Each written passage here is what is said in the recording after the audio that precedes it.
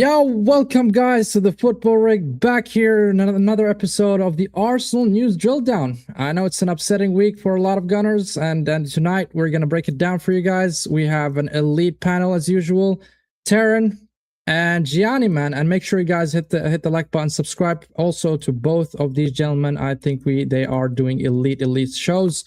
Gianni as well, man. Gianni's going mad. Guys, make sure to tune in.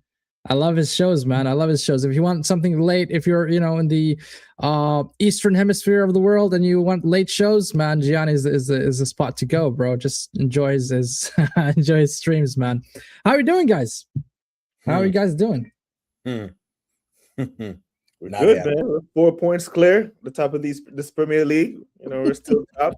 We're in the final, in the 5th round of the FA Cup, and we're top of the Champions League. So there is nothing to complain about. If you are an Arsenal fan and you are complaining right now, you really need to evaluate your life. But I'm good. Wow. I never seen such a sarcasm in my life, bro. I can't lie, bro. If I didn't know you, Taryn, I would have, bought it. I'm just saying, honestly speaking. Well said. You just sold it. You just sold it, bro. Sold it. How about you, Gianni? How you doing, bro? I guess Taryn will be the Dr. Jekyll to me being Mr. Hyde. I'm not happy about that at all. I am not happy about what I saw yesterday. Yeah, just overall, just not happy with the situation as it stands. But as Taryn said, yeah, we are still 4 points clear, but people like to hide, especially when we know the history of this team, particularly the last 3 years. But we'll get into it. And big up, thank you for having me on the show, and always appreciate talking to my American brother here, my guy Taryn. Yeah, man. So this guy says, how can you be upset when this coach will do what he usually does? Do you guys think we're going to get into it? We're going to get into it. You know what? I'm not going to wait. I'm just going to get right into it. I clipped a small, I would say, video from his press conference, and here it is. It's about a minute, so I'll let it go for the whole video, and then we're going to talk about it, because I'm going to go mental about this. And that's what we have to do. I mean, we're going to be willing and you can hear it to win every single match, and the only thing that we can do is focus on that and raise the levels collectively and individually to be better than the opponent every week, and that's going to carry on like this till May, regardless we play before or after that. It's just the things that we have to do. That's the most important thing. Phil, PA? Yeah, just as a follow-up to that, I guess, Mikel, there was one stage on Sunday where it looked as though you'd be 9 points clear, and obviously the gap, as Ed said, 4 points. Is there a worry at all that I understand. Just I'm pausing here for a second for the people who are not hearing what the journalist is asking. He's asking him a couple of days ago or weeks ago, you were 9 points clear, because maybe it's a little bit, the voice is a little bit down, so I'm just explaining. And this is what Arteta said. But that's an if, and if we would have lost in Newcastle, we were 8 points behind Liverpool in October. So if is a lot of ifs for 10 months in this competition. You can only focus in what you have to do and try to do that in the best possible way. Okay. Before you guys comment on that, I'm gonna tell you something. In the Arab world, where I'm from, because I'm Arab. You know what we use the word if for? Is when we smell something very stinky. We say if. And this is true. This is true. You can ask any Arab out there. I'm not gonna, I'm not faking the guy. Ask any Arab friend you have out there. Tell him what is if means. It means stinky. And that's what Arteta did right there. Stinky performance. And on a serious note, guys, if, you know what tells me? It tells me that he's not looking back to what he did, in terms of he's not learning from the mistakes that occurred from the previous matches that he lost points. We lost points to Nottingham Forest. We lost points to multiple teams there. And yet I'm not seeing improvement. I'm not seeing progression. And still, this is an if performance. I want to hear from you guys. What do you guys think? You said if means stinky. Stinky is reflecting our attack at the minute. Our attack is stinky. We all know what our defense is about, but our attack is so stinky. And the thing that when he talked about the ifs and okay, well, if City didn't drop points to Tottenham, if City didn't do this, they'd be ahead of us. So anyone could use the ifs. You know what I mean? Like this brother here, right? What he does is when he comes out and says after the Newcastle game, if we lost, it would have been 8 points behind Liverpool. He has that math in his head because he knew these questions were coming and he's trying to deflect. Like if you're a manager, why you worried about 3 points that you already have in the bag from months ago? We're talking about the now. And that's factual. The reporter asked you had an opportunity to go 9 points clear, and all of it, not even half of that. And we still have to play Man City. You know, if we had already played him twice, maybe he could get away with saying some of the stuff that he's saying. But with that setup, with that attitude, with our stagnant attack, we're 1-0 down off the coach when we get to Manchester, bro. Hand on heart, can anyone say with chest? Listen, yesterday on my stream, I said, looking at our next 12 fixtures, Sammy and Gianni, like real talk, every one of those games now is a potential banana skin. I can't look at any one of those games and say we're going to win this. Hand on. Not even Wolves. Wolves away looks like a banana skin under us. Yeah. I feel aggrieved watching Brentford go down a goal, responding, and feel like they can win. They felt like they can win that game, bro. Man City go to some of these teams and it's 1-1. Those teams are holding on for dear life. Brentford is like, nah, we can get at Arsenal. And they got at us. Mosquera doesn't slide in and block that. Thiago is putting that in the corner, bro. Big up to Mosquera for not giving up because he got done on that play. Oh, yeah. Brought back and picked the ball off of him. Essentially, he is feeling the pressure. And I'm glad that he's feeling the pressure because you're paid like one of the big boys. You're going to get asked big boy questions and you have the opportunity to respond. You've had opportunities to respond to past failures. At home versus Liverpool, at home versus United, away versus Forest, and you had another opportunity yesterday, and you, not one of those games that just listed, you got 3 points in. You got points in any one of those 4 games, we're comfortable, but we're not because of him. This is another 2 points I'm putting squarely down to him in this title charge. It's starting to look like a bowl. I'm not gonna lie. Okay, Gianni, what do you think about this? What our manager's saying? If man, fucking hell, man. If my aunt had balls, she'd be my uncle. Yeah, Uncle Gianni. You know, you know what I mean? Arteta honestly sounds like one of those guys that every single day is always talking about if his parlay when he gambles is going to change his life and he knows it ain't going to fucking happen. Yeah. You know what I'm saying? Arteta's one of those guys where he makes his money, he gets paid on Friday, and if he hits a gamble, it's changing his life, and he knows it's not going to happen, but he just can't get off the adrenaline of tempting fate. You know, if you had somebody watch that game and you didn't tell them what the table was of the league, Brentford looked like the team that was playing for the Premier League title, not us. Fact. We looked like we were fighting relegation yesterday. If it wasn't for the Mosquera, first of all, shout out to Mosquera for making up for the mistake to stopping that. But even more so, he had a shit game in the second half. But Raya made a great save off of Thiago's header in the first half. If Thiago puts that header away in the first half, we lose that game because we're not coming back from that. Not with the way that we're going. What I don't understand is this guy.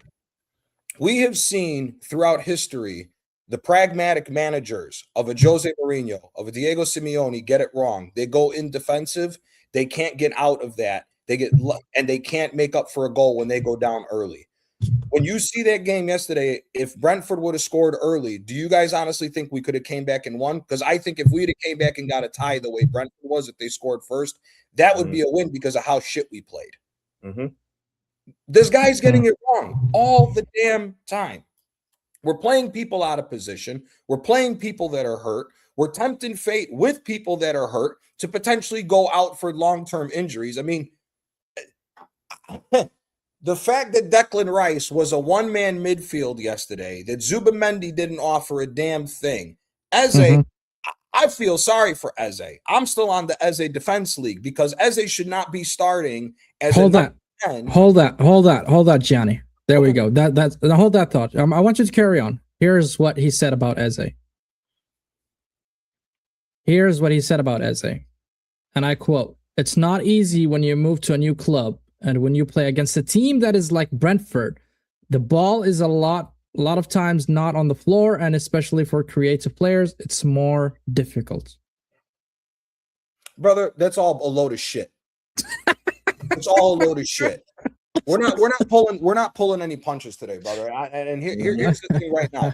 First of all, we were the team that was playing with the ball more in the air than Brentford was. What do we all know that the best teams do? The best teams keep the ball on the ground. The best teams do fast one-touch passing, right? When you watch a Bayern Munich, when you watch a Barcelona, where's their number 10 getting the ball? Closer to the midfield by the striker, right? Why is our number 10 the only guy that's got to try to create everything from either within his own box, just outside the box, with no help on the wings, and a striker who's trying to make runs, but they're all looking over to the manager, and the manager is telling them just go sideways to sideways? We're not serious about this. We're not serious about this at all. At this point, I would even be willing to give a chance to put Eze on the right instead of risking Saka or Madueke. Yes, Madueke got the goal yesterday, and applaud to him because it was a good goal. But let's be real here.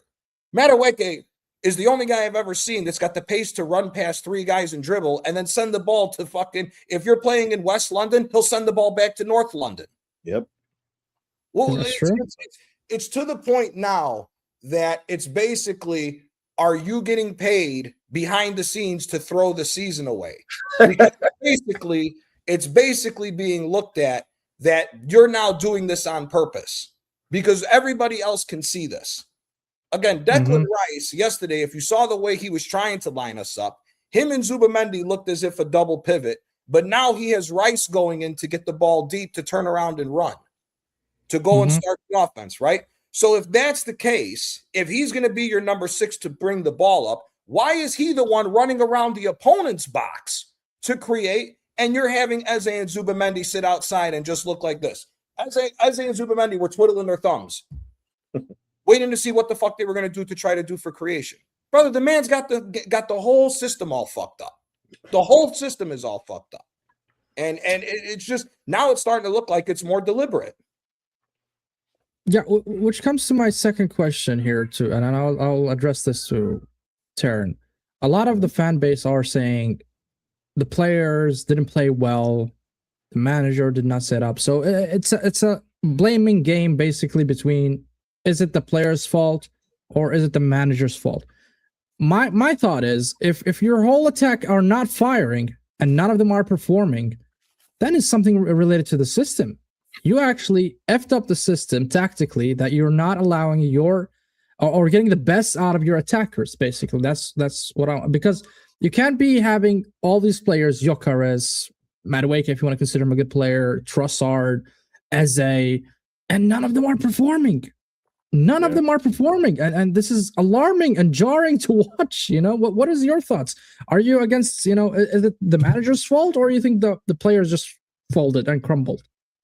Well, the players are not blameless, right? Gyökeres hasn't hit the form, Eze hasn't hit the form, but there's a bigger conversation that needs to be had that quite a few people are running away from. They're reluctant to have it, right? And the bigger conversation is, why is it that every single attacker that comes to Arsenal either regress or flatten out? No one takes that next step. We can't ignore this anymore. We can't ignore this any further. It's damn near negligent if we ignore that. Collectively, all the attackers are floundering. Because here's the thing. Okay, they scored from a set piece. A flick on in the box is always going to be dangerous. It's always going to be dangerous, even though Odegaard fell asleep at the back post for his goal. Thank God that wasn't Eze, because had that been Eze fall asleep for that goal, he'd have never started again. Cut his nuts off and handed it to him, big worm style. You know what I mean? So it's collectively, when you see all the players dipping, then systemically that's a problem. You know what I mean? If like we're on the F word, on the if word, right? And if, say for example, BMW start to fuck up all over the road, it's not the factory workers that got to answer for it. It's got the CEO of BMW got to go sit in front of his board of directors to answer for it. So Arteta has to answer for this stinky attack, bro. None of them. None of them are performing at the level. And this because he makes everyone defend. Yep. Everyone. What would you have done differently in the Brentford game specifically? What would you have done differently in the Brentford game? Okay. See, I didn't watch the first half, so I can't even speak on the first half, right? So no, the first half was a shit show. Yeah, first so half the second half, if you are going to bring on Odegaard in a game that's 0-0 that we need to win, don't do a like for like sub. Take off Subamendi, or he's not going to take off Declan Rice, right? So you take off one of the defensive players. I've always said Odegaard can be useful when you put him on the pitch when he's not the only creator. So he can be useful. So it's okay to play attacking football. You have your first choice lineup minus Calafiori at left back, because we know that's his preferred guy. And Nketiah was damn near man of the match. Right? I think FootMob gave Nketiah. So you had Nketiah, you had Gabriel, you have your first line defense. You can sit Declan Rice and play with two attacking players and see how it goes. But no, it's again like for like subs. It's Zubendi, it's Odegaard for Eze, it's Trossard for Martinelli, and it's Saka for Eze. Like for like, it's too predictable, bro. 6 years now, and this is the thing. It didn't start yesterday, Sammy. He inherited Aubameyang, a 22 goal a season striker. Won the Golden Boot. The very next year when he had a full season under Arteta, he only mustered up 10 goals. 10. Yeah, it's true. And then he goes to Barcelona, play 23 La Liga games and score 13 goals. And he's still playing to this day, and he's still scoring goals. No attackers ever improved under him. And we can't ignore it. We have to ask what's the why. And the why is he makes everyone defend. He leads with Eze's not out there pressing, running around, and all this shit.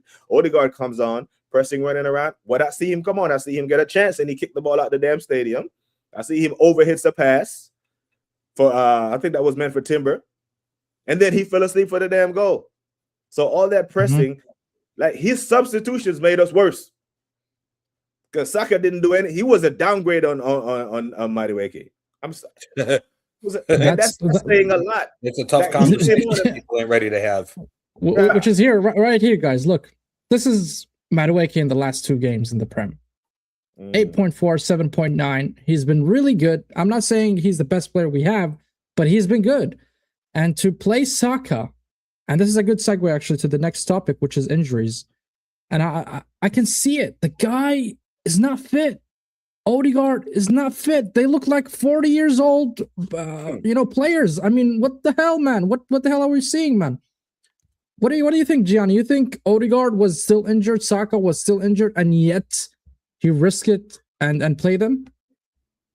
Yeah, because that's what he's been doing. Because all these top gooners that all they do is gulp and burp Arteta will never call him out for any problems that he's doing. Let's be honest here. And I've said this multiple times. The first 2.5 months of Trossard coming to Arsenal when we got him from Brighton is the best offensive form that we've ever seen this team under Arteta. Let's just be real about it. Right? Nobody calls this guy out. Everybody swore up and down when that documentary came out how brilliant it was for him to get rid of Aubameyang. The whole time is everybody likes to forget that Aubameyang got moved from being one of the best strikers in the Premier League at the time to the left wing and then was asked to play left wing back in defense. Who the fuck does that? Let's be real. Just to show Aubameyang some love. The man's got over 400 career goals and is one of the best pure strikers of this last generation. And you try to move him to left wing. It's insanity. It's insanity. We're not putting players in a proper position. We're playing over defensive. I mean, again, I saw it yesterday when Declan Rice was starting to play. Why is Nketiah and Timber further up the pitch than Trossard and Madueke? Why are your wingers in a defensive position and your fullbacks are in an offensive position? Mad. Yeah. Not even here. And here's the perfect thing. The Atletico game against Barcelona, they should have slapped up Barcelona 7-0. You want to talk about a rigid manager? Go look at how rigid Diego Simeone has been over the years to get out of that defensive mentality, right? When everybody tells Simeone you need to be more creative, more open attacking, Simeone saw that Barcelona was weak, went more attacking, and blew the doors off of them. If you know you're playing from a Premier League title, why can't you let the handbrake go and start smoking these freaking teams? You know, we got guys that come on and say, oh, you know, as long as we win, it's a statement. No, it's not, brother. No, it's not. Because if you keep playing for these 1-0s and look shaky the entire time, you're still opening the idea to the rest of these teams that there's a possibility that we're going to fuck up. And that's why Brentford felt like they could get something out of that game. They did. Exactly. They felt like they could win it. Yeah, exactly. At no point. They deserve it. They deserve it, BBK. They deserve it. Honestly speaking, they deserve it. At no point the day before, when Fulham went to Manchester, at no point did Fulham believe they were in that game. At no point. Yeah. At no point yesterday did Brentford thought they were out of it. Nope. Because of the way we play. Bro, Man City was trying to put 7 past them. They was trying to and that guy, man, who the long throws, man, that catapult they have there. What is his name? Coyote or Cody? Man, that guy is insane, bro. Those are real long throws. Those are real long throws. This guy's playing the wrong sport, man. He needs to play in the Olympics or stuff, bro. That's not normal, bro. That's not normal. I've never seen long throws in such a manner that is dangerous every single time and it creates a lot of chaos in the box. But first, I want to address a couple of comments here. Big up Zir, man. I hope you're doing well, buddy. Big up Gianni. Big up Big BK. Look, man. What is it saying here? Social joins. We ended the game just as we started. We started with no intent to score and with us scrambling for late winners, crying about margins. Yeah, that's true, bro. That's true. Social joins. I can't lie. The game mode transition when his favorites came on. That's kind of true, I would say. Hazem here is saying just one more month and we'll find out whether you Gunners are actually going to finish top of the league or not. Yikes. pressure, man. Brother, he doesn't want this guy plays like he's Fabio Capello's AC Milan team that gave up 15 goals in Italy. That he thinks that if we get one goal, nothing could potentially happen to where nobody's going to score against us. Sorry, player, it ain't happening. It ain't happening. And the even crazier thing is, we've seen this with different teams across the board. The entire offense is out of form. The entire offense. So much so that we're praising Havertz for doing basic shit because Odegaard is that goddamn bad. Yeah. We're praising Madueke for doing little things that is necessary for you to be a mediocre winger in football in general because Saka is this bad. That's how bad it's gotten under this guy. I think there will be, I would say, consequences. And this is where the next news that I want to share. And I genuinely hope this is true, guys. It says here, you know what? Reportedly making it clear that Mikel Arteta and his future is at stake right here. And it says if Arteta does not deliver the Premier League, then serious, questions will be asked and probably his job will be on the line. Do you feel this is true or not, guys? Because I think, I saw a lot of comments. I saw it even from Hooks. I saw a lot of people saying that it could be led by Berta. That's saying, okay, he's cleaning house. He might be moving on from Arteta to another manager who could actually take us over the line. And of course, we will see all of that once the season ends. And we're going to, judge accordingly. You think, guys, this is true, that the management will hold Arteta responsible if we don't really deliver the league? Of course. And if it's not true, he should be. Now it's a very low bar, Sammy. If I offered you a deal and I said, I'm going to pay you 15.6 million and I give you 7 years to win one Premier League title and you don't do it, and then you feel aggrieved that I decide to move on.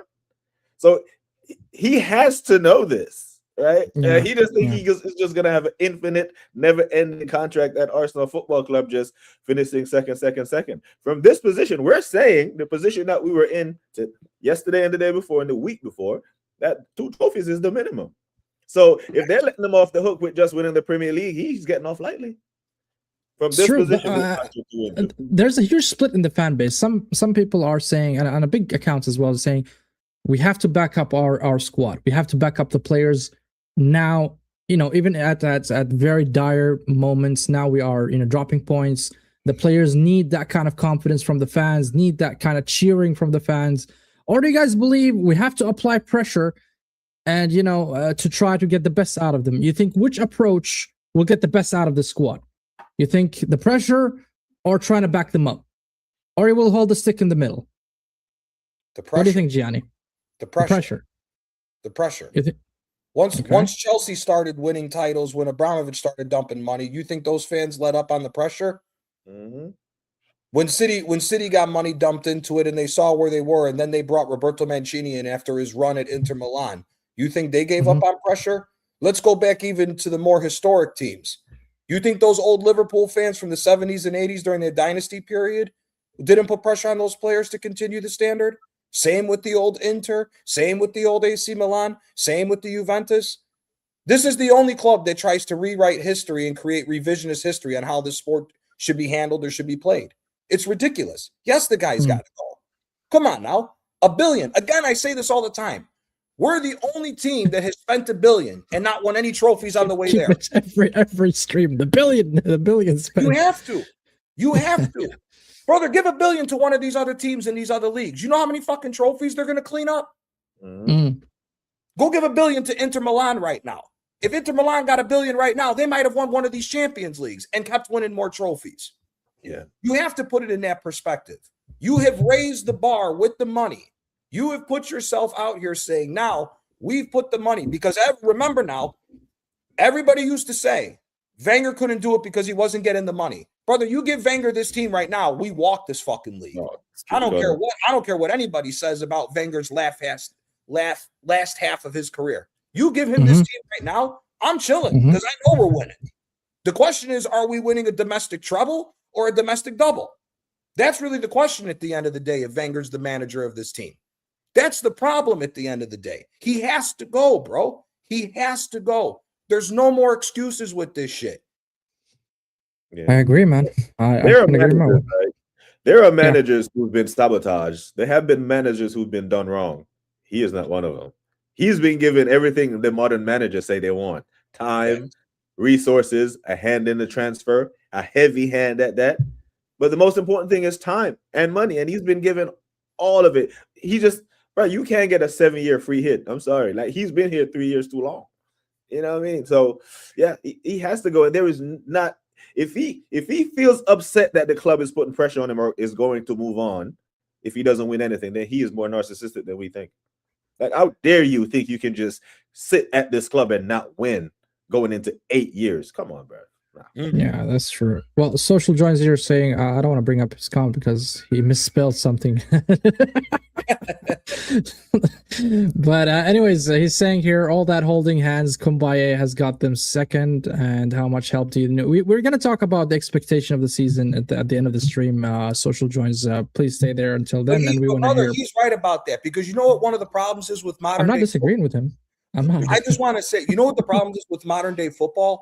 Is the fans for a lot of these big teams have adopted the ideology of the fans of smaller clubs. That's not how this shit works. You're Arsenal.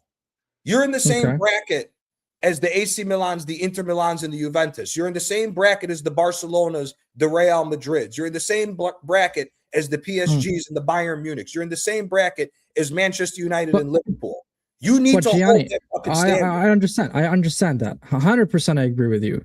But here's where I draw the line, right? I believe in the project process because of the way I work in my life. Hold on, just give me a second. And this is where I think people abuse the idea, right? Every project, every process has a start, has an end, and most importantly, like BBK said, like Terrence said, has a time frame, right? This project needs to be delivered within 3 years or 4 years, whatever. That's your deadline. Now, we are already past the deadline. We already gave you the resources, and yet you haven't delivered. And this is where my problem comes in and saying, why the hell must I wait? And people are abusing the fact it's a project. I disagree. I think the project has started already, and it's overdue now, and we haven't really delivered, or Arteta hasn't delivered yet. And this is where I don't believe on the fact that if you get somebody right now, throw in a bunch of money and just get it done, and you'll get everything, settled, and you will get your goals right away. That's a rarity, man. If that happens, that's a rarity. If you're gonna dump a lot of money, bring an elite manager, and just go there and win everything, I don't think that happens quite often in football. But where you have a project is very structured and very clear between the board, the manager, and the players. Look, Okay, that's what you need, an attacker. Okay, you need a left winger and you need a right back, let's say. Okay, we're going to get those. Now, next season, you need to deliver, let's say, top two. The season after, you have to win. You must win. You must win. If you don't win, I'm sorry. Thank you very much for your time in the club. Here's the check. Get the hell out of here. And that's where, people confuse between the word project and they think, oh, it's a project, it's a process. We're going to wait for 5, 6, 8, 9 years. That's where I draw the line. I don't know what you guys think about what I just said. See, here's my thing with that difference of project and with all this nonsense, right? For me, I always look at my team, Napoli, first. We were bankrupt 21 years ago. A project is bringing a club, reviving it from bankruptcy into where it is now. Across 21 years, we've won 7 trophies. For a club that's that small, to win a trophy on average every 3 years is massive. And that's the project, to build it from the ground up from there to now. When you are a monster level club like Arsenal is, there is no project. It's cycles. You build a cycle of players, you get managers that fit the qualities of those players, and the winning is what is mandatory every single year. That's the difference between that. If we were the size of a Brighton, if we were the size of one of these other clubs that's been more about scouting and flipping the players for profits to build the club up that way, I hear this whole process thing. But like I said, when you're in the same pantheon of the Milans of the world, the Juvas, the Barças, projects don't go that way. You need to continue the cycle of winning no matter what. That's why this mentality is not in those other countries when they do this. They don't. You even look at Napoli fans now. Napoli have turned the corner to where now they demand trophies every single year. So you think Arsenal are Milan? Is that what you're saying? Arsenal are Milan. Arsenal are Barcelona. Arsenal needs to have the mentality, because where we rank in England, we are in the same stature of Milan's. They are the second and third biggest team in Italy. Arsenal is the third biggest team in England. What do you mean, Gianni? I mean, look at the trophies, man. Look at the UCLs. Where on earth would I compare Milan to Arsenal? Brother, that is the mentality that you need to have if you are going to be the third biggest team in England. You need to be at that level to think. Not this nonsense of, oh, we're going to start a process, go from the ground up and just wait and see and keep giving it time. Those teams don't do that. Even in the state of the financial problems they have now, trophies is mandatory every year. Doesn't matter what the situation is at the club. That's the problem with Arsenal. We keep throwing these trophies away. You can't throw trophies away. If you know for a fact in Italy that you're one of the big clubs and you're not winning the Scudetto, Coppa Italia is mandatory now. The other trophy is mandatory. That's the problem. We've been throwing all these trophies away. We would not be sitting here calling for this guy's head right now had he picked up cups along the way. But while he would have also picked up cups along the way, the winning mentality would keep growing. And that's the reason why we all question the mentality of the manager and the players, because the winning mentality has not been growing at all. We've been stagnant. The winning mentality was with the previous team under the Unai Emery era that he won with the FA Cup, and has scrapped that entire team and has not brought a winning mentality with this team at all. It's a bunch of what ifs. And that is not okay for a club of this size. It just isn't. Yeah, that's why I chuckle when I hear the Barcelona links, him being linked with Barcelona. Like, first of all, Barcelona have a style of play that you have to respect. They play a certain type of way. Can you imagine Arteta going to Barcelona telling Lamine Yamal he needs to track back? You know what I'm saying? Like, I honestly believe that Erling Haaland would struggle in our system. And I do believe that, because when I ask Top Gunners this, there's a pause.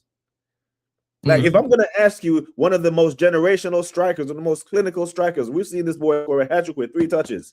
And I say, do you think it will strive in Arsenal system? They pause.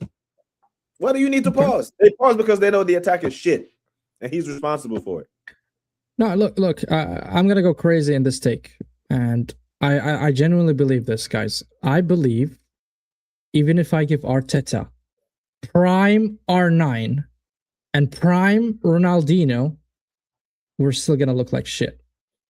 Facts. That's what I believe, right? It's not about the players. It's about him not knowing how to actually set up his team in an offensive way. I don't know what happened to him from 2022, 2023, because I thought that season we were brilliant in terms of attack. And up until today, something really happened. I mean, massive change in terms of tactics, in terms of I don't know, something really happened, and it's just not clicking, it's not working, and I don't know what's the issue here, man. I generally don't. I'm trying to figure out what's going on with Eze, what's going on with the guys. I don't know what's going on with them, man. I don't know. What's crazy? We're in match week 26, wondering when the attack is going to click. But we're running out of games, bro. There's only 12 games left. Wait for if it hasn't clicked by now, we play 70% of the season and the attack hasn't clicked yet. It ain't clicking. This is it. So get ready for 12 of the stinkiest games you'll ever see. We may look good in the Champions League. We're going to look brilliant against Wigan. But in the Premier League, against even Tottenham, with these 12 banana skins. So I'm changing from 12 cup finals to 12 banana skins, because that's what it is for me now. Because when I did the stream saying 19 cup finals at the halfway mark, we've gone into each game and every opposition that we've played looked like more of a cup final team than we have. We look timid. We look scared. And the team, how they perform is a direct reflection of the manager. Mm-hmm. You know what I mean? Yeah, bro. I feel you. And okay, moving on. We want to talk about the injuries that we have currently. I mean, I'm breaking the biggest one, which is Mikel Merino. I think we talked about it yesterday, but it has been confirmed. He's going to be out for 5 months, so that's the season over for Mikel Merino. We have Havertz. He's going to be injured, I think, even the Spurs game. And now, just added to the pile, I think Odegaard was reported limping severely after the game, so I think he caught up an injury there. And so Saliba as well, he was ill. That's what was reported. So nothing really major in terms of injuries. So I hope he's good. He's fine. But do you guys think that all of these injuries, because I think Havertz, Saliba, I would have played Havertz in the 10, by the way, instead of Eze. But yeah, that's a different topic. Do you think that will impact our run? Or even, because we still have like you said, BBK, we have the cups, we have the UCL. So we're gonna try to juggle between all these competitions. So rotation is key. Do you think those players are important in terms of the season and the progression of the season for Arsenal? Yeah, I don't think this Merino one is gonna. If the broader question is, does our title-winning hopes take a huge hit because Mikel Merino is injured? I would say no, right? Because overall, not only the league, overall, like even in the cups. Overall, I think we'll be okay because in that position where Mikel Merino is best, we have Gyökeres, we have Havertz who can play there, and we also have Trossard, and Jesus on his given day in the cups, especially. Because people forget there was not this Champions League, but the first one in the group phases or the league phase. Like Jesus was actually one of the leading scorers in the Champions League. It's only in the Prem that he really shits the bed. In Europe, they actually look better. But I don't think Mikel Merino's injury is a bigger hit as we think, because we have cover there. And in the midfield, he hasn't been great. Right? It's the attack is where he's really good, but we have cover there if we provide supply to Gyökeres. Okay, Gianni, you agree, or do you think those players impact us in any shape or way or form? Not really, no. Not really. Because again, we have players now that can play in the positions, and if the handbrake was off, we wouldn't need these guys. But we're rushing players back. Yep. Again, explain that to me. We have players that can play that we don't need, when we can leave those guys to sit and rest, and we don't need to rush them back. Here's the thing. If Merino was healthy, here's my next question. Are you going to do the same stupid fucking move and put him as the number 6 that cost us the game against Manchester United? Talk about Merino. Merino was playing the number 6 who backed off from Cunha for their final goal that gave him all the space. Rice got moved to the 8. I'll play him as an 8, not a box crasher, basically. So you play him as an 8. From this point on, Rice should be the number 6 and should not be going forward at all anymore. Let's just be real about this. But you need to rest them a little bit, right? You can't play Rice Zubimendi for the rest of the season for every game. Okay, that's what Norgard was for. He was the sensible signing, right? Yeah. I even forgot that he's part of the squad. The sensible signing that we doubled his wages has only played 40 minutes of Premier League football. but it was a sensible signing. Yeah, that's true. I totally forgot about him, man. You know what I mean? This is Arteta why has forgotten about him. this is what I mean by what I said. You could change the formation or even tinker with how we're playing right now and get the better part out of these players if you put them in different positions. At this point, like I said earlier, I'd rather us try Trossard in the 10, Gabby Jesus out on the wing because he's better as a winger than he is as a striker. Mm-mm. He was much better when he played with Manchester City as a winger than what he was as their striker. I would even give a chance of Eze being on the right at this point. Anything to get these guys trying to get a kick up their ass and get moving forward. The problem is the handbrake. Do you think not only the handbrake? Sorry, Taryn. I'll get back to you. Not only that. Here's a comment from Social Joy. The coach has been running away from platforming the new players. Now all his favorites are injured. You see how universe forces your hand, ignoring your squad catches up. But I want to add to that. On top of it, do you think we're not utilizing even our youth academy players? Yes, brother. Here's the funniest thing. Go back and watch the highlights of the Port Vale game. When Max Dallman put the over-the-top ball, the one-touch over-the-top ball to Gyökeres, Arteta looked like he wanted to kill him for playing that ball. He put that was the best way to utilize a 17-year-old, a kid, figured out how to play the best ball possible. He was 15, by the way. 15 then. Even worse. A 15-year-old can already tell a manager that he doesn't know what the fuck he's doing and already figured out how to play the balls for Gyökeres to get those chances on goal. But we're waiting for this manager to wake up. Brother, it's on him. It's on him. He's rushing players back. He hasn't done this before. Again, we laughed about it, I think maybe 2 streams ago. AFTV, who's the biggest gulp and burp job for Mikel Arteta in the world, have put out that we've had over 100 injuries since the 24-25 season. Okay. It's insanity. It's insanity. It is. And now I'm going to go to Taryn with a new topic. Taryn, buddy, we're going to move to the players who actually might leave the club. And this is the first one that I've seen, which is AC Milan that might sign Gabriel Jesus. They are interested. Here's the first news, a piece of news that I found on X that they are considering, and they are considering him as a primary summer target. And also there's another news about him that, where is it? Let me find it quickly. Because of the failure of the medical test for Philip Mateta, who was going to leave actually Crystal Palace, but he failed the medicals. He had a knee injury, I think a knee injury or something. He didn't pass. So now they are shifting their focus on Jesus. So would you consider this, to let him go, or would you want to keep him? What's your thought here, Taryn? I think we outgrew Jesus 3 seasons ago. If I'm being honest, I think we outgrew him. I think we signed him as a top 4 signing, one of those players that you signed to get into the top 4.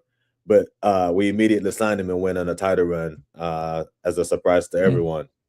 And the following season, like people are saying, when I hear people across the spaces to include AFTV talk about, we can't wait till we see the pre-World Cup Jesus. I'm like, shit. Then I'm like, the World Cup was in 2022. So if we're waiting 4 years for you to get back to that form, then it's probably not going to happen at this club. Probably a change of scenery is what's best for him. And you malign Odegaard and the captain, but like, bro, you had one good season, or your best season was 3 years ago. Shit, his best season was a year longer than that. I'd love to see him go to get those wages off our books. And imagine, because with that type of money, you can lure in a top striker. You can lure in a Julian Alvarez. That was mad. I don't know what he meant by it, but anyways. But yeah, man. I mean, so if Mikel yes, you're right. Minutes, also, don't forget the wages. The wages as well. The wages. Yeah. I mean, you're gonna lay off a lot of wages from your books, bro, with that guy. I mean, what is he on? 265, 270, something like that. Yeah, I mean, close to 300. If we can package him with Havertz and send them both, we'd have £500,000 a week. We can offer the big dogs. You know what I mean? Top players. Yeah, that's true. That's true. Yeah, that's true. So this is about the player that actually are leaving, but this now is kind of, I would say, I'm placing it in this segment. It's about Ethan Wanier because we were talking about the medical injuries that we had, and people are asking about Ethan Wanieri on loan. Look what Arteta's saying here, and I quote, who could predict that Marino was going to be out for 5 months and Havertz? It's unfortunate for Ethan. It's still very good to try a different environment, have minutes play, get ready to come back to us. I think if we had like a return clause or whatever they call it to get back Wanier, I think Arteta would have triggered it. Do you think that would be the case, Gianni? No, he wouldn't have triggered it after even Moreno being because we went for a couple of players at the end of we went for Goretzka, we went for Tonali, for instance. So we inquired about a couple of midfielders. So why wouldn't he consider getting Wanieri back? In your wrong opinion? profile. Yeah. Profile. Okay. Wrong profile. Too offensive. Lawrence on Aaron's call-in show had said that from guys that he knows in London, there was talk that Wanieri had a falling out with Odegaard, and that's why they shipped him out, because Odegaard is Arteta's son. So it's here's the thing: we're talking about Ethan Wanieri coming back. Why the hell can't Miles Lewis-Skelly get a start in the midfield?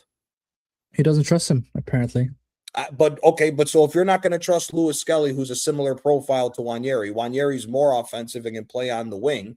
I mean, for me, after what Wanieri did last season in crunch time when we needed him, he deserves a starting job on that right wing more than Madueke did.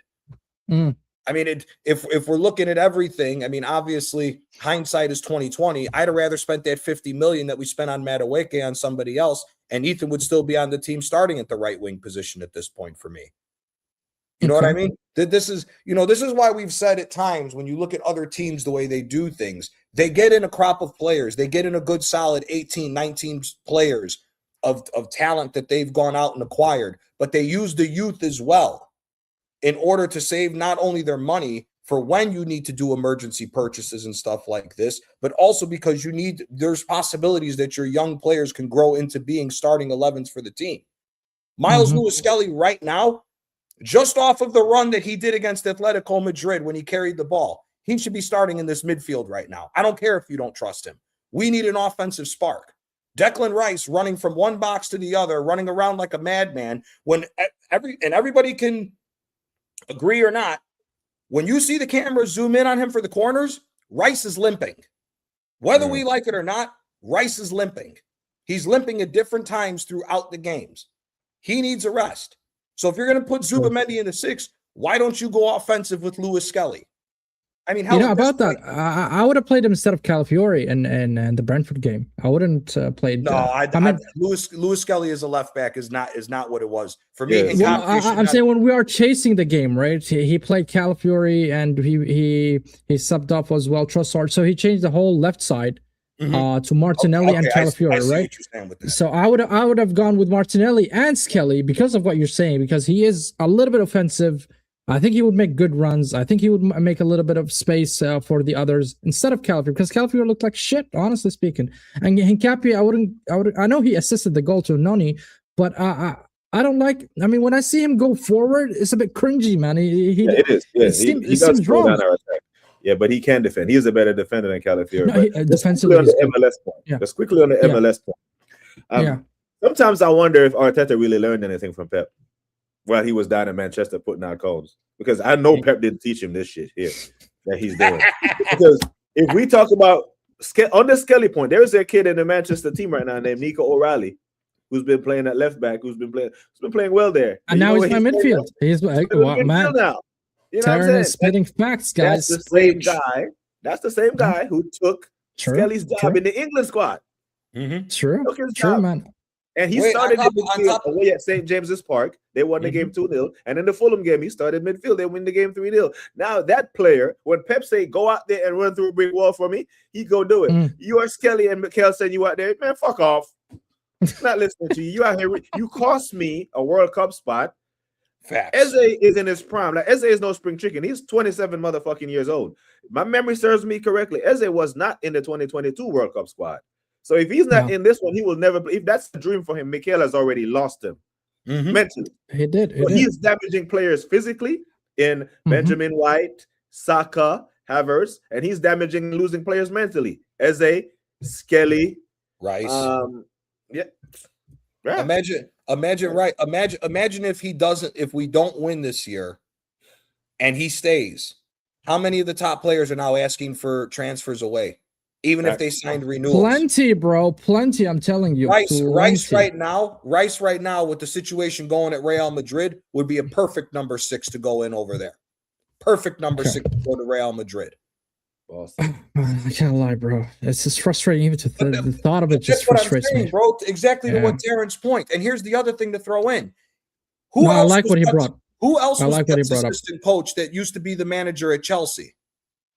Maresca. What was Maresca doing? Developing youth. So there ain't no fucking way. He had no choice there, bro. He had no choice. No, Maresca is a different case. But here's the problem, bro. If he was able to see Pep develop youth at City, didn't Foden come out of the youth academy at City? He did. Okay. How many other players do we may have to go down the list of the youth that also came out for City? Palmer as well. So Rogers. if we saw Pep developing youth academy players, why isn't it the fact that this guy, Arteta, doesn't want to develop youth? It's starting to come off like Arteta thinks he's Conte, where all he wants is players that are between the ages of 28 and 31, specifically in their prime, to go out and win immediately. Guess what? I agree, Gianni. We are underutilizing our youth academy players. And you know what, guys? Before we move to the next topic, please hit the like button, subscribe to the channel if you're new, and make sure you guys subscribe to Terran, BBK Sports, Gianni. Both channels are in the descriptions. Go show them some love. Make sure you subscribe to them. And let's get the likes, man, up to 20, bro. So now we talked about the players who are, probably going to leave. We're going to talk about players who are actually going to join Arsenal Football Club in the other hand. Now, the players that might join Arsenal Football Club, and I'll start with, I know we talked about him before, right?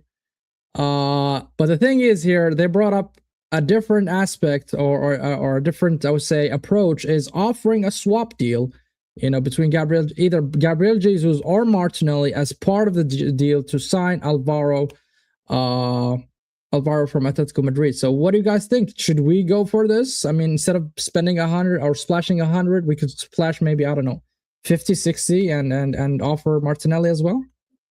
What do you think, Charon? I mean, over the summer, I was hearing Bayern Munich made a 60-something million euro offer for Martinelli, and we refused it. I don't know who sanctioned that decision, but they need to be lapped. That would have been pure profit. Martinelli is essentially an academy player, really. What we paid like 6 to 8 million for him, like 7 or 8 years ago. Yep. So bro, like we've been wanting to move Martinelli on. We've been wanting to move on from Jesus. This guy, he checks every box, right? Prem proven. He can score goals, can drop into 10. Utility players like Arteta likes, who can play multiple positions. And he is a killer. Like, I rate Alvarez, man. Alvarez just knew he was too good to be behind Erling Haaland, but not good enough to start ahead of him. And he went and bet on himself. But like a club like Arsenal with him, and then again, though, he comes back to us. And I'm not sure. I have the same sentiment about him that I have about Ethan. No matter how Ethan develops in France, he's still coming back to Arteta. And the broader question that I asked earlier is like, why is it that no attacker thrives in this system? Dare I say Julian Alvarez will come here and suffer the same way we would expect Erling Haaland and Lamine Yamal to suffer. So all these players that we're being linked with is all fine and dandy. But until Arteta changes his philosophy or tweaks something, we're not going to see the City or the Atletico Madrid version of him. The same way we haven't seen the Atletico. Do you think he will be a starter at Arsenal? Absolutely. Do you think he's going to be a starter, Alvarez? Yeah, of course.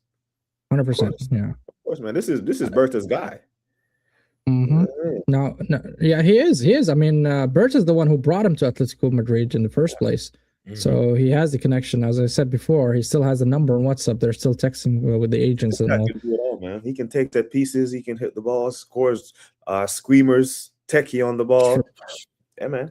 I think that profile is what we're missing, a top player up front. But again, I mean, we're going back to the same point that I mentioned before. I haven't seen a single attacker developed under Arteta since he took over. And that's the question I'm going to ask Gianni. Do you think if Alvarez actually joins Arsenal, and let's assume we we offer Martinelli plus cash, and the deal goes through, and we bring Alvarez, do you actually think he's going to be the elite player that we know, or you think he's going to dip in form?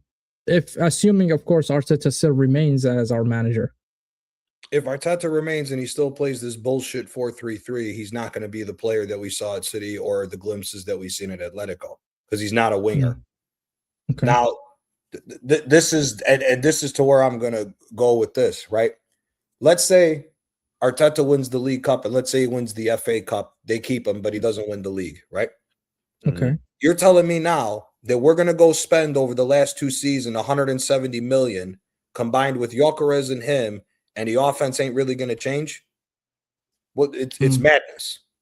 It's absolute madness. The only other point that I want to put this out to, and it's not to sour everything, but here's the question that I want to put to you guys. If Arsenal's making all this money that we keep being told by all these top gooners and all these other idiots, why are we talking about adding a player to a deal to knock down a transfer fee? Because Why not? Well, because if you have the money, go out and spend it. Why leave it to chance? How many times have we left transfers to chance for players that we've been linked to throughout the years that never happened because we tried being cheap? 40 million in a pound. Exactly. Yeah, but still, I mean, if you want to get rid of Gabriel Martinelli and you know you can get something out of him, at least cut down that fee 100 mil to, let's say, 50, 40, 60, whatever. That's good. I mean, you're getting rid of a player, getting off your, the books in terms of salaries, and you're bringing in a better player. I mean, why not? I don't understand why you don't want to improve. It's not the fact that I don't want to improve. I'm more so bringing it up for a further conversation that if you're adding players at this point in time to try to get transfers done, because if it's a money issue, that means there's a PSR situation that we don't know about that's potentially looming over our shoulder. That's what I mean by that. The thing with PSR, because we're not good sellers. The thing with PSR and FFP with Arsenal that gives me pause is whenever it's a player that they want or Arteta wants, we never get told that we have to buy to sell. We never heard the buy to sell with Madueke. They found the 50 million and went and got it. The 60 million for Kai Havertz, hey, we got to sell to buy. Oh, shit. Nah, we didn't. We just went and paid the money. Normally, when it's a player that we clearly is an upgrade, we seem to, we have to sell to buy or clear the books. But whenever it's one of the Arteta love children, go get him. Go get him. I don't care if Madueke is playing in the final tomorrow for Chelsea. Go get him right now. Because he wanted them. So there was no talk of PSR. There was no talk of any hiccups. When he wants a player, pre-birthdays, they go get him. Okay. And to add to that really quick, Sammy, here's the other thing with this. When Alvarez plays for Atletico, what's his best position? Secondary striker. When he played with City, what was his best position? The number 10/secondary striker behind Haaland. And he killed it. Unless he was coming off the bench for him. So now, again, to add to the money, you just spent how many millions of pounds on Eze? And you're going to go now get another guy when you still haven't played Eze in the proper position the whole season? It just sounds like throwing away money to me. And it goes to what Social Joins put on, what he put in the chat. He needs to use what we have first. That's the definition of insanity, that if you're going to tell me that we just spent, what was it, 60 million pounds on Eze? We spent 60 million pounds.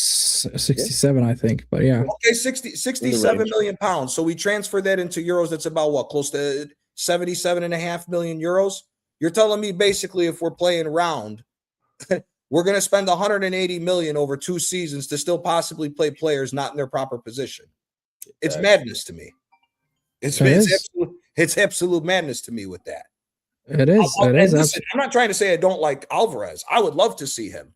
But a formation change needs to happen, or we need to understand that players need to get moved around for the formation for this to work. I totally agree with that. 100% agree with that. You know what? Speaking of players, and I wanted Gianni to comment on that first, because I think maybe he knows the player best. I really didn't. I mean, meanwhile, I'll look through the his numbers and stats, because I'm not really familiar with him, which is Stankovic, right? The Serbian international who used to play for Inter Milan and currently is playing for Club Brugge. Chelsea and Arsenal are chasing the player. Okay, and there have been strong links even from before. And the reason why I brought up this news now, because I've seen the links getting stronger and stronger with this player. And I also saw another piece of news that the player seems to be wanting to go back to Inter Milan. And here it is from Fabrizio saying that Inter have already started planning on the buyback clause ahead of June, which is 23 million buyback available this summer, 25 million for June 2027, but the club already making plans for upcoming June. So I want to ask you, Gianni, before I ask Taryn, and also I'll look through the numbers. What do you think of the player? Maybe you've seen him more in Serie A when he was in Inter Milan. I don't really follow Club Brugge, so I'm not going to pretend that I watch him in Club Brugge. And the game that we played against them in the UCL, I really didn't see much from him, so I think it's a small sample for me to judge the player. So I'm going to pass it for you to give me your verdict about this player. I think potentially he's a good player. The only thing that I'm wondering is potentially because he's youth. Now, for those who don't know, he's Dejan Stankovic's son. I was saying that player, man. I remember that player who used to play for Inter Milan back in 2010. That's his kid. He came up through the Inter Milan youth system.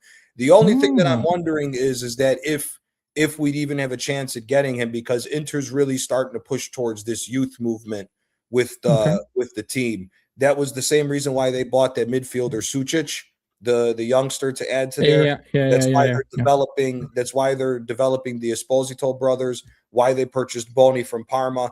They're trying to build a new youth movement at Inter. From what I saw from him at the times with Inter, this kid has a good potential. But we've seen plenty of youth players that have good potential but never live up to it. But I think the kid could potentially be very good. He's an old school number 4 midfielder. He's really not that creative number 6, the holding midfielder that can get the play going. He's much more of a defensive enforcer in the midfield, where he's really a guy who just wins the aerial duels, passes it off, and wants nothing to do with the offense. Now, the one thing he does have, similar to his father, is he's got a bullet of a shot from long way out. So similar to his father, that's what his profile is. But his second position is also a defender. But potentially the guy's good. If we went and got him, I wouldn't be mad at it if we were going through a little bit of a youth movement to aid out the players that we have. But no, he looks to be potentially a pretty good player, pretty damn good player. Similar, what? I think he could hit the similar levels of his father if he was taken care of properly with the development. Okay. Well, it says here, really 10 years of nothing. Then for him to bring back from Pride, we have been more consistent. I'm just looking at the comments quickly. Enter, don't spend of money, 25 million, save them a lot of expenditure. Yeah, I think Inter Milan will go for him if they deem him good. So for me, I just pulled out the stats and I want to address them to Taryn, So Taryn, 23-24, the player played 23-24, that's when he was 18 years old. So keep that in mind, right? So he played around 35 games, 7 goals, 3 assists, and he's playing mostly as a DM. Okay, and then 24-25, I'm pulling out the data now. Okay, he played 40 games in the Super League and Swiss Cup. Also DM, CM, and sometimes the center back. 40 games, 3 goals, 2 assists. And currently this season, he played, he played 37 games so far, 7 goals, 4 assists, DM, and as a CM. So looking at the numbers of games that he played, that's quite a decent number of games, honestly speaking, for a 20 years old. So do you think he would be a great addition to the squad, or what's your thoughts after you heard those numbers as a 20-year-old midfielder? The numbers, the position, like, full disclaimer, I have no issues with Arsenal or Arteta signing defensive players. Defensive players typically turn out good under him. That's not the issue here. We know Timber, Gabriel, Salah, all these guys, even Calafiori looks like he can defend this year. So all of a sudden, the defensive signings, cool. Never had a problem with them. Our defense didn't lose us that game yesterday. A flick on in the box is always dangerous. The problem is we couldn't generate any offense. So if the money is tight and I had to choose between this guy or splash the bag on Alvarez, I'll be more inclined to get Alvarez and just further expose and further highlight just how bad our attack is. So True. these defensive signings, I have no issues with, none. I think Zubimendi is going to take Zubimendi a full Premier League season before we see the best version of him. So I'm Social willing Jones to, agree with you. yeah, I'm willing to give him, another season in our midfield, Zubimendi. Maybe next year Declan don't have to run as much, because if you look at Declan on the hour mark, boy, that boy is blowing hard. He's a machine, but he's tired, bro. So yeah, I think it's right frustration more than exhaustion, right? He's frustrated from the team. I mean, frustrated, he's exhausted. And with this signing, I could see him signing this guy and loaning him back, because he's on contract till like 2029.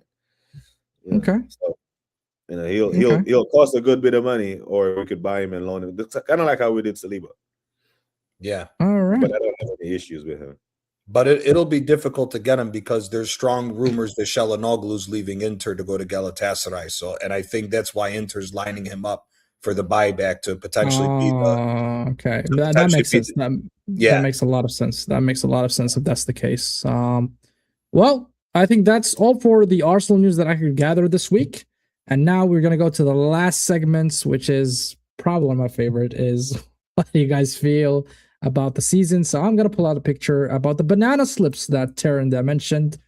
Here are the 12 banana slips ahead of us, So guys, this is purely the league, and then we're going to talk about the other, competitions. I don't think anything changed from last week. I don't think we played any game in the cups, so that's why I'm not really going to cover it. We are ahead, and we are in the round of 16th in the UCL. We are in the 4th round. We're going to play on Sunday against Wigan.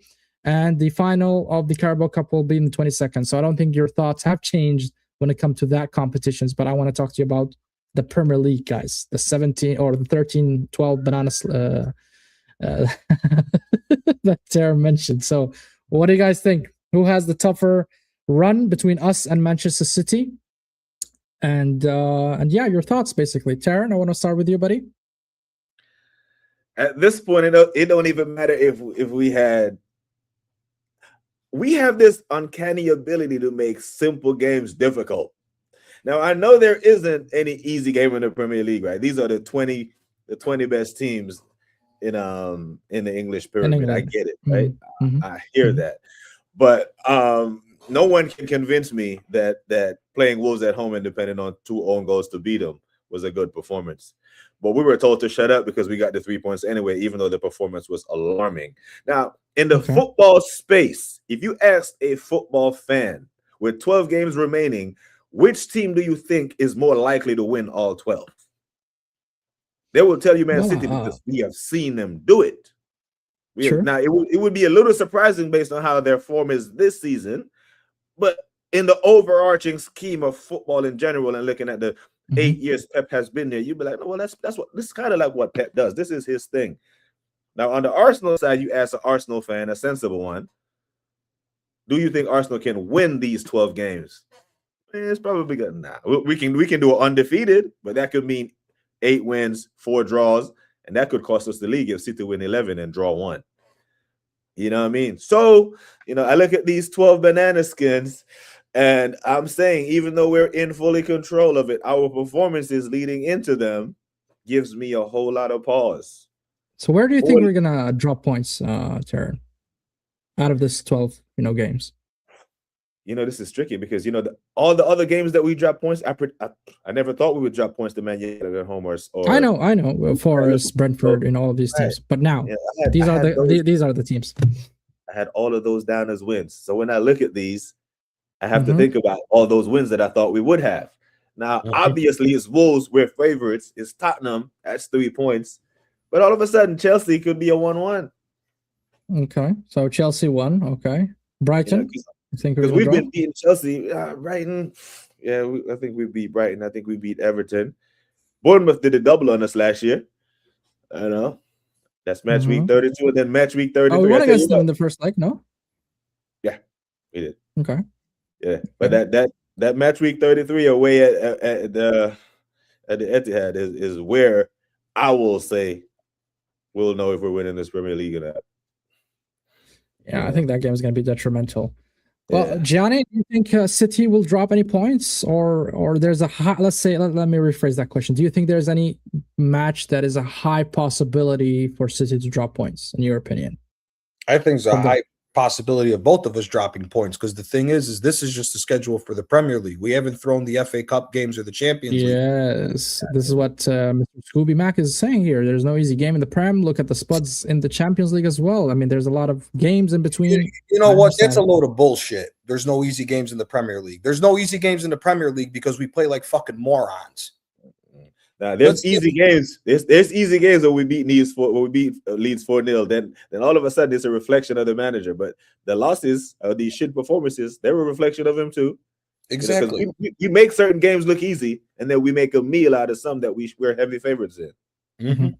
I mean, here, if West Ham right now is a bogey team to worry about, because we don't know where they're going to be in this relegation battle. That's for both teams. Mm-hmm. You know, yeah, that's true. Here's the thing: we couldn't score against Wolves. Wolves right now is on paper to be the worst fucking team in Premier League history. You're telling me that's not supposed to be an easy game? If you let the handbrake go, we should be slapping that team 4-0 at halftime. Supposed to, exactly. That's the supposed to. Tottenham, they just signed Tudor, the bum that just got sacked from Juventus at the beginning of the season. There should be no way in hell if we drop points to Tudor at Tottenham, we're not winning the league. I'm going to tell you that right now, because Tudor had Juventus mid-table, and Spalletti's now got these guys in a fight for top 3. Ain't no fucking way possible that we should be dropping points to Tottenham. No way. Those two should be easy wins. Easy wins. As far as everybody else, listen, you never know what could happen in this because of what Arteta's doing. If Arteta lets the handbrake go and says, you know what? Listen to me on the defensive side. You guys play open attacking football the way you guys want to play. We should be smoking majority of these fucking teams. We should be smoking Chelsea. I don't give a shit about Chelsea being a 1-1. They got Liam Rossignol, who shouldn't even be in a fucking job over there. Thanks. Yeah, top of the Champions League. So is Liverpool. Where did they go in the Champions League? How many times has Arsenal been at the top of the Premier League? How many Premier League trophies have we got? They do. Do they read from the same script? I believe so. Because that's sarcastically what I used to start the stream. And how now if Mr. Scooby wants to go all the way back to the front of the first of the stream. But these are facts as well. Come on, Taryn. I understand the frustration from last game or yesterday. I mean, we dropped points. And I named the watch along is if we drop points, I think the league is over. And we drop points. You must imagine how I feel about it. But factually, we're still ahead. Are we gonna remain ahead? Yeah, but what Gianni said was also factual. What Gianni said was also factual. Liverpool were top of the Champions League and went out at the first try. I understand that. I understand that. But that was the first season with the new model or the new way of the Champions League, right? Because before it was different. It was group stages and you qualify and some teams go down to the Europa League, and it was completely different. I mean, that's the first time we see the Champions League in that manner. Right. So no, the league phase is different. Once the rounds of 16 is set, it's the same. It's the same home and away knockout from the round of 16 on. And they had the second leg at Anfield. Second leg at Anfield, and they were out. Aaron, it's not. Remember, the round of 16 and everything else had draws. They got rid of the brackets. These brackets now set it up completely differently. They changed that. They've changed the situation with the Champions League a few times in the last few years. Either way, it doesn't matter. There's been teams that have come out of the group. How many times did we see Bayern Munich under Nagelsmann and Flick be the best team in the group stage of the Champions League and got smacked up after they won the treble? That's why you can't take, again, when it comes to crunch time, it's a different situation for these teams. The teams that have been there and done that, you have to give them more of a benefit of the doubt. Arsenal has not done it. So we can say top of the Premier League. Again, we've been top of the Premier League and still haven't won the fucking trophy.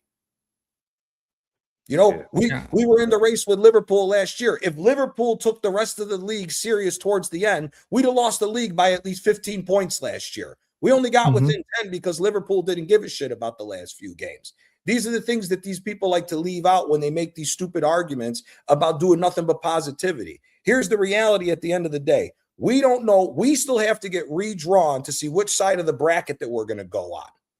Because now, If let's say we get put on the same side, and let's say quarterfinals, we got 2 games within Real Madrid. When do those games fall between? Because now the question is going to be, we need to go on and win the Champions League. But if we're going to go on and win the Champions League, but we say, hey, we got some team that's fighting relegation. We got 2 teams fighting relegation in between the 2 Real Madrid games. Now it's a whole different situation. Same thing. What if the quarterfinal game and we get a PSG or we get a Real Madrid and we're playing the Manchester City games? That's why now it's becoming a lot more dicier. I'm going to play the devil advocate here, and I'm going to pretend that I'm a top winner right here, right now. Say, listen, we are in the top of the league, like it or not, currently. We are the top of the UCL. We are the best team performing in the UCL. Those are facts. So if we are not backing our team under current circumstances, let's assume that we were 5th in the UCL or 7th or whatever. So what? You're not going to back up your team while they're first? What's going on here? I mean, you have to say, okay, we've done well. Yeah, we drop points a little bit here and there, but every team does. I mean, you can't go invincible. I mean, in all competition, that's just bollocks if you think that's a fact that's going to happen. I understand the history is not in our favor, but still, there's always a first time for everything, right? PSG won the UCL for the first time in their history. Man City did that. Chelsea did that back in 2012. Those are at least the ones I've witnessed. So why not I back up my team until the end, until we are completely out, and then I can lose my head. Basically, that's what the other side of the coin would say. What do you think about that? I mean, can't that be true as well? It can be, and I'm not saying that I don't back the team. What I'm saying is the same thing that I always say. Those who try to ignore history are the ones that always repeat it. We're not changing. The last 2 years, we've gotten progressively worse in the offense. And we're showing it again. I mean, shout out to Shane Gooner. He talks about it all the time. This team is on pace to potentially be the worst goal-scoring champions, even worse than Leicester City after $1 billion spent. Again, we can say what we want about the group stage. It always comes time to crunch time. What have we always said about Arsenal? When the pressure gets to us, we always see the cracks. Is there a chance that we can bypass that? Yeah, 100%. Nobody is denying that. What I'm saying is, once we are out of the competition, let's say we are out in the round of 16, the UCL. Let's say City took over and now they are first. And then we should lose our head. Not prior to that. During the time we are top, we are ahead, we should back up our team. We can criticize the team. Absolutely. I'm not saying don't criticize the team. If we look shit, we're going to call it out. That's fine. But as things stand, you should be backing, Arsenal Football Club. Forget about Arteta. Forget about the players. If there are certain players that you like or you dislike, at the current moment, you have to back up the entity, which is Arsenal Football Club, until we're out. If we're out, go crazy on them, basically. Yeah, but at the same time, that also gets rid of constructive criticism. Yeah, and I'm not trying to lose my head and say that I'm not backing my team. Sammy, the last stream we did, I said I still think Arsenal's winning a double. I stood by it and said to you, I think we're still winning the Premier League and we're winning the League Cup, but it also all depends on that League Cup final if it goes in our favor. I was the one that put my chest out there and said I still think that we're winning. However, the fact that we're starting to see the cracks again at the crunch time of the season is the worrying thing that every Arsenal fan, whether they like it or not, is always the thing that gets us more gung-ho about getting mad at Arteta, especially when we look at the history of the last 3 years. That's all I'm saying. Sammy, if you spot a fuck up coming, you're just supposed to ignore it. Like if you see a fuck up, like you're expert in forget football for a second. In your line of work or what, if you spot a fuck up coming, like bro, if the kitchen is engulfed, you don't have to wait until the entire house is on fire to ring the alarm. You know what I'm saying? And this is what we've seen this script before. When the 8-point lead turned into 5, we're like, oh shit. You don't have to wait until it's full-blown upside down to ring the alarm as well. And that's what they want you to just shut up and be quiet. No, the warning signs were there in match week 1 when we went to Old Trafford. Well, because we got the 3 points, it turned into results-based analysis. Oh, we got the 3 points, just shut up. Then we saw it against Wolves. But those performances is what lead to Liverpool at home, 0-0. What lead to Forest away, 0-0. Is what led to yesterday, 1-1. We've been complaining about the attack.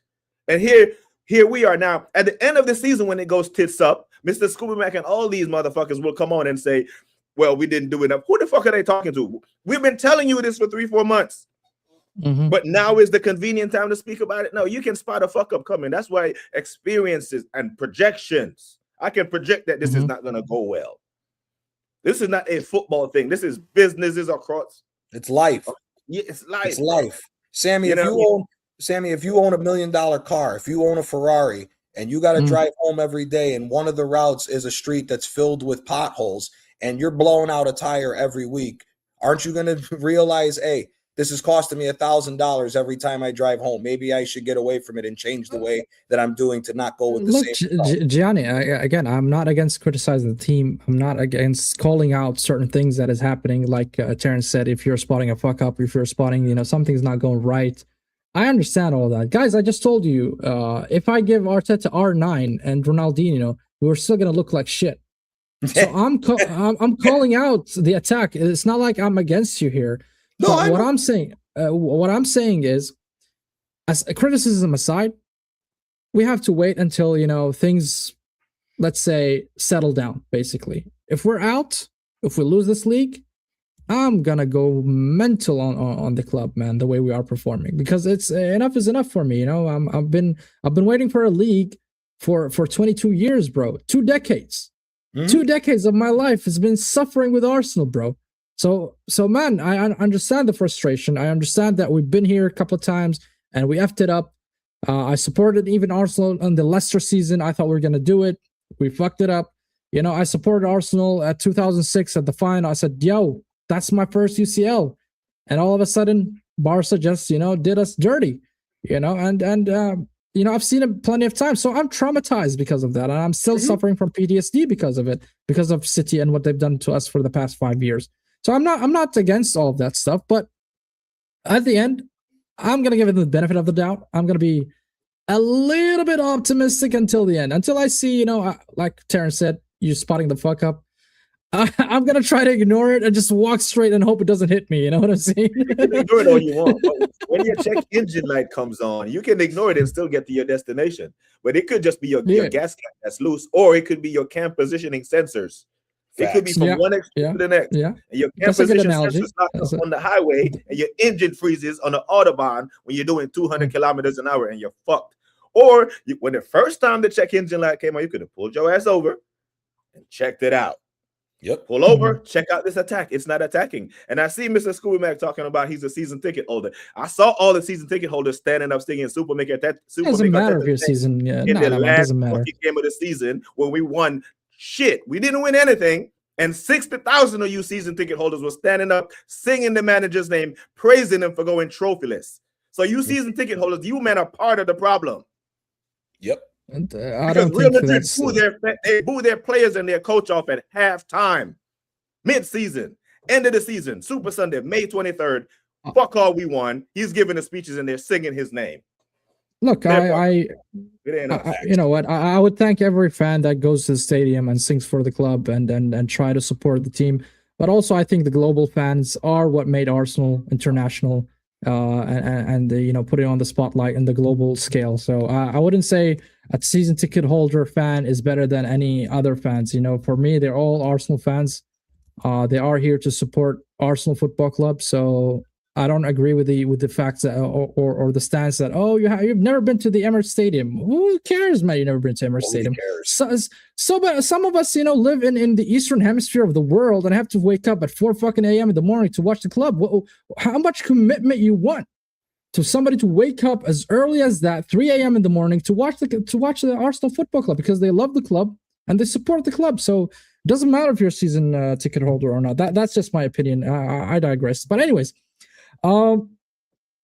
Okay, so the result is there. We drew, we lost points. Taryn, how do you feel about the league? Do you think we're going to win it? Do you think we're just going to crumble? On a serious note, how do you feel personally?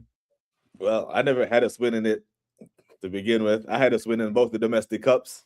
And now we were talked about Captain Guns backstage. Yeah. And I was one of those guys like this is Gianni. Yeah. Gianni and I will disagree on this because if he wins the domestic cup double, I'm shutting up.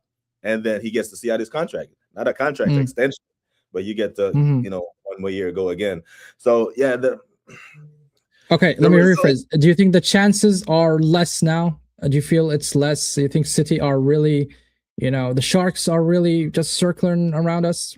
I think we gave them a boost. I think they gave us enough opportunity to pull away from them, and we failed those opportunity at every chance. And I think we gave them a boost. They smell blood. Okay. And we know what they do when they smell blood. Now watch them go and run a game together. Now it's still in our hands. They go in the games. Do I trust that this team can go in and win 5 on the bounce? No, not when. Because I think some of the players have mentally checked out. Because I think Eze knows now that he's not going to the World Cup. So regardless of what he does, it's never going to be enough for this manager. And this is the time of year when you need everyone on board singing from the same hymn sheet. And I think he's losing some of the players. I think he's lost Skelly. I think he's lost Eze. And these are players who can help us. And it's only a 4-point lead now. Eze won us the game against Tottenham. He won us the game against Crystal Palace's former team. Without those 4 points, we're not top of the league. So all the people who is telling me that Eze's been poor, he hasn't been to the levels, but he's been a ghost lately. I can't lie. He's been a ghost lately. I don't have a good feeling about us winning the league. I don't. I'm gonna be honest. We go to Manchester City and win, then my tune might change. But until then, I'm gonna keep my powder dry. What about you, Gianni? What's your thoughts? How do you feel as as an Arsenal fan right now? We dropped points to Brentford, and yeah, do you think it's over? Do you think doubts are creeping in, or what's going on in your head, basically? I don't think the league's over, but doubts are definitely creeping in. I mean, there's only so many times you can keep giving City an opportunity. As I've said this through and through, I still stand by this. This isn't the same City team. Again, I don't know how many times I got to say it. We've seen De Bruyne, Gundogan, all the other historic City players pull something out of their ass where City doesn't drop the points that we've seen them drop this season. So I do. Don't you think, Gianni? I'm sorry, I'm just going to add to that. Don't you think the win against Liverpool just gave them that kind of confidence and boost? Yeah, you can, but there's times where we see teams who get that confidence and boost and then go fuck it up because they're not about it. Liverpool, Pep, I could more so understand more of a boost with Liverpool if Liverpool wasn't in the situation that they're in. Liverpool's fighting against Brentford to qualify for Europe at this current point in time. So with all the money they spend. So people are looking at it more so from the fact that it's the first time City's won at Anfield, which granted, it is a boost. But at the same time, we still have seen through the track record of the season, this is not the same City team. Now, where the doubt creeps in is, like what Terrence said, the streak of games that we've had where we've had the opportunity to just pull away and we've given those opportunities away is the worrying side because, as again, and I've said, there's been countless times where we've been first going into the business end of the season. There's been plenty of opportunities through those years where we should have pulled away. We didn't. We gave the opposition opportunities. They took them and we fell. And that's why the doubt, I think, is creeping in a little bit more. But I'm still going to back the team to go on and win the league because I think there's still some fuck-ups leading for City, in my personal opinion. I still think, and I stand by this, if Arsenal comes into the final of the League Cup and beats City, whether it's a stinky 1-0, whether we win on penalties, whatever, if we win that League Cup, I think that's the mentality and the push that we need to go on and win the league. Okay. I still stand by that. But again, there's only so many more opportunities you can give City and keep playing the I dare you to pass us, I dare you to pass us. Because I'll say this. If we keep doing that and City passes us, they're not going to give it back. Thanks. They're not going to give it back. Whether this is the same City team or not, if we keep daring them to pass us, and they do, they won't. Pep won't allow, whether this is a new team or not, Pep will not allow that team to give it back. They just won't. So for me, I'm still sticking to my guns and saying that I still believe we're going to walk away with the League Cup and the league, but the doubt is starting to creep in that City could turn the tide and make it 4 straight in a row where we've come in second place. Yeah, well, here's that. Well, for me, I had it like 60-40, I would say we would have won it, but now it's even less than 50% chance for us to win it against City, honestly speaking. And just because I slightly disagree with you, Gianni, about City are not. I mean, I'm not disagreeing that City are not the same as City. Of course, they're not. They have different players compared to what they had. They don't have the Gundogans. They don't have the KDBs. But I just rate Pep highly, and I just know that motherfucker, that guy is just insane, bro. I mean, I was with Don Hossam in his show. Big up Hossam. He said that going against Pep is very, very stressful. Look at Klopp. 7-8 years that they've been challenging together, and they won only once against Klopp against Pep, and that's how good, and that's a testament of how good Pep is, and that's why I do rate Pep highly, and I think he would find a tune out of his players, and they always get good players. They got Semenyo, they got Gahey in the January transfer window, so I don't know, man. It just feels I lost the confidence, honestly, after the Brentford game, because the way we played, not just because of the result, but also the way we played. One shot the whole game. XG was 0.6 or something. So it's just horrible. Jesus Christ. Horrible. Horrible performance from Arsenal's side. We did not even deserve that point, if I'm being honest. We did not deserve it. Brentford had the possession. Brentford was pressing us. And I didn't think we would have scored. I don't know how Noni Madueke scored that goal. I was happy with it, I'm not gonna lie, but I don't think we deserved the point, honestly. So I'm gonna take it and just shut up. The only thing that I want to say to the point that you said with what Hussam said about going up against City, and maybe this will be controversial, but this is the way I've seen the game and the way it's gone. Especially when you look at how Liverpool won the league last year. For me, I think Klopp was his own worst enemy. The way he ran his team into the ground, playing that 100-mile-an-hour all the time. Yeah, he killed Wijnaldum. How many times did Liverpool do the same thing? You could honestly say Klopp should have won 3 Premier League trophies. 1 point, 2 seasons, by the way. Well, the year that they ran it all the way to the end, he was 7 points clear. That's what a lot of people don't like to bring up with Klopp. The year before, when they won the Champions League, they were 7 points clear of Manchester City and then threw it all away. Because, again, Klopp stuck by his guns. Now, the flip side of that is Klopp didn't get the same amount of money that Arteta got. So you could throw that up for a debate, which makes it even worse for Arteta, that you've had more money than Jurgen Klopp and that you have a much larger squad than what Liverpool had. But Liverpool threw 2 seasons away as far as winning the league because of that. For me, I think the situation here with Arsenal is like we said. You keep daring City, you keep daring, and like you say, Pep is top 3, top 4 greatest managers of all time, arguably the greatest. You keep daring a manager at that level to overtake you, and once he does, like you said, because it's Pep, he ain't going to allow us to come back. So it's all in our hands. And like we've always said, it's not about City, and it's really not about Pep. It's Arsenal versus Arsenal. That's the situation for winning the league. It's not about Pep this time. It's all on us. And you know what? That's the genuine thoughts. I think in most majority of the fan base, they believe that because they've seen City what they can do. And you know what, guys? Before you leave, guys, hit the like button, subscribe to the channel, and also make sure you guys subscribe to BBK Sport, Gianni. Both channels are in the description. And you know what? You heard it here first, man. Genuine thoughts, raw feelings, and that's what we want to hear, man.